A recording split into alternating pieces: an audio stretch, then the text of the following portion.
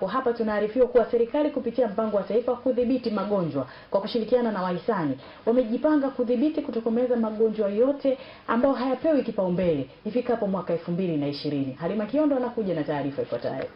Kukinga upungufu wa damu. Wapo aina ya minyoo ya tumbo kwa mfano na minyoo aina nyingine ambao kwa mujibu wa maisha yake katika mzunguko wa mwili wa binadamu, ile minyoo inatumia damu ya binadamu. Kwa hiyo damu ile ikitumiwa na minyoo hao, ina maana kwamba kwa vyovyote vile mwananchi atakuwa amepungukiwa na damu. Ni Katibu Mkuu wa Wizara ya Afya, Maendeleo ya Jamii, Jinsia, Watoto na Wazee, Dr. Donald Mbando akizungumzia faida za kupata chanjo za kujikinga na ugonjwa wa matende na mabusha. Kwa mwaka huu serikali kupitia mpango wa taifa kudhibiti magonjwa imefanya ugawaji wa dawa shuleni kati ya mwezi Mei na Juni, ambapo ni kwa ajili ya kichocho na minyoo ya tumbo. Watoto wenye umri wa miaka 5 wanaruhusiwa kupatiwa chanjo ya dawa hizo, lakini watoto walio chini ya umri huo ndio wanapata sana tatizo la minyoo. Dr. Neema Rusibamaila ni mkurugenzi mkuu wa kinga na Edward Kirumbi ni kaimu mratibu wa mpango wa kudhibiti magonjwa. Anasema takribani watu milioni 4 wamepata ugonjwa wa kichocho. Hizi dawa ambazo tunazitoa tunalenga katika aina ya minyoo ambayo inasababisha matende na mabusha. Kwa hiyo tunategemea kwamba kwa wale watoto ambao bado ni wadogo, yani kwanza tutegemei kwamba wawe wameshapata hiyo minyoo na kuwa na vimelea, kwa hiyo kuhitaji kupewa dawa hizo.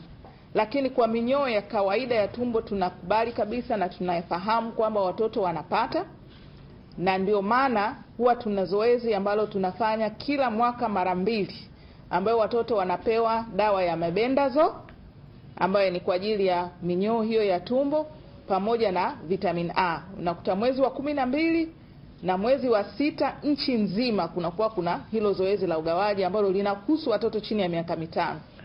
Vile vile ugonjwa wa kichocho ni karibu nchi nzima imeathirika na ugonjwa wa kichocho.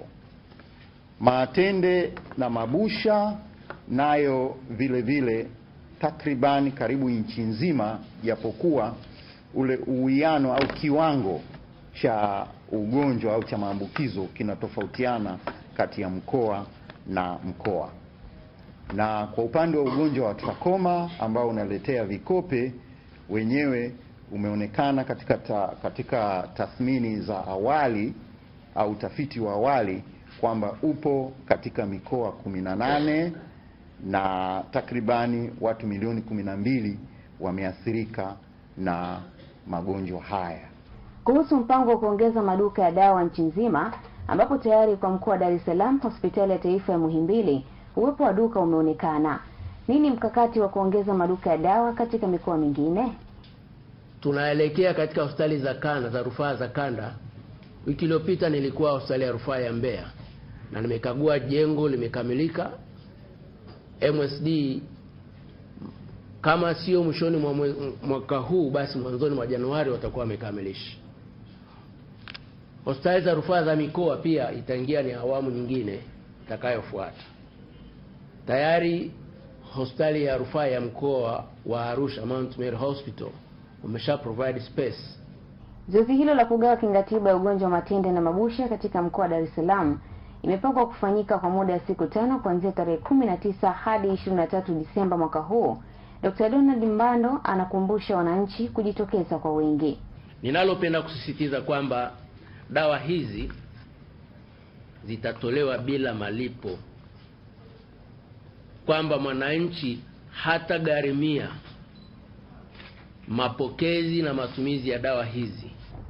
Kampeni ya kugawa dawa ya kingatiba itaanza mkoa wa Dar es Salaam, Katavi, Rukwa, Singida, Dodoma, Mtwara, Lindi na Pwani.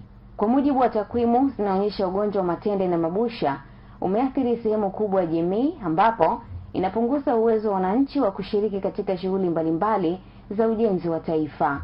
Kutoka Dar es Salaam, Halima Kiondo, Mlimani TV, elimu kwanza.